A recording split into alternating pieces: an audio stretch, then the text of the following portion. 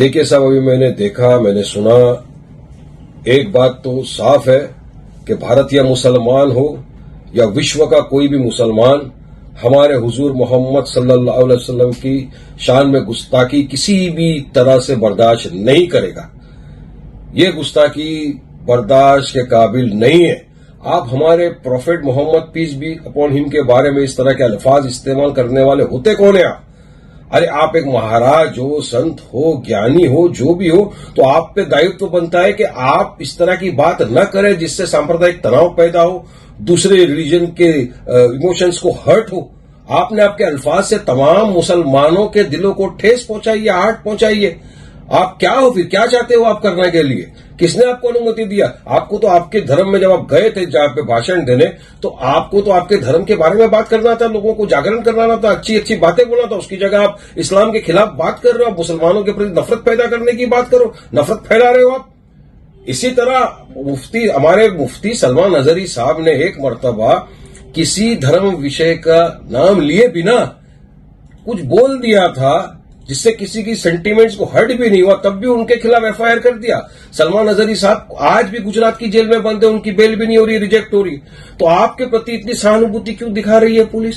अभी हमारे जो महाराष्ट्र के एक्स एमपी है इम्तियाज भाई, उन्होंने उलेमाओं के साथ मिलकर वो औरंगाबाद में गए, कमिश्नर को मिले, आवेदन दिया है, उन्होंने वहां पे एक निवेदन पेश किया है कि आप इसके खिलाफ सख्त कार्रवाई करें।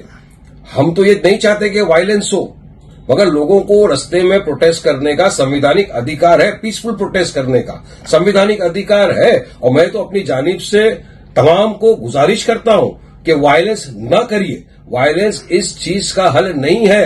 आप पीसफुली प्रोटेस्ट करिए और कायदा कानून का पालन करिए, संविधान के दायरे में रहकर अपनी बात रखिए। और पुलिस प्रशासन से मेरा खास तौर से निवेदन है कि आप सख्त कार्रवाई करें। सिर्फ एक जगह एफआईआर कर दिया उससे कुछ नहीं होना है, उनको उठा के जेल में डालिए आप। लेकिन सरकार नहीं चाहती, सरकार चाहती है कि किसी भी तरह से हिंदू मुसलमान हो। सरकार पता है महाराष्ट्र के अंदर चुनाव आने वाले हैं, महाराष्ट्र के अंदर सरकार पूरी तरह से भाजपा की सरकार फेल हो चुकी है। अब उनके पास कोई मुद्दे बचे नहीं है। लोग बोलते हैं कि भाई हमको रोजगार कब मिलेगा, बेचारा युवा रोजगार के लिए तड़प रहा है, आप उसको रोजगार नहीं दे सकते।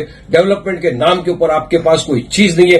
तो लोगों का इस तमाम चीज से ध्यान भटकाने के लिए आप सिर्फ और सिर्फ बीजेपी वाले तुष्टीकरण की और पोलराइजेशन की राजनीति करना जानते हैं। ये यही करना चाहते हैं। ये चाहते हैं कि इस तरह के भड़काऊ भाषण दिए जाए, मुसलमान रास्ते पे आए, फिर आपकी गोली का निशान तो मुसलमान का सीना ही बनेगा ना।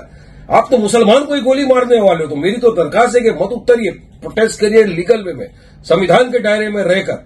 और इनकी शरारत देखिए कैसी होती है।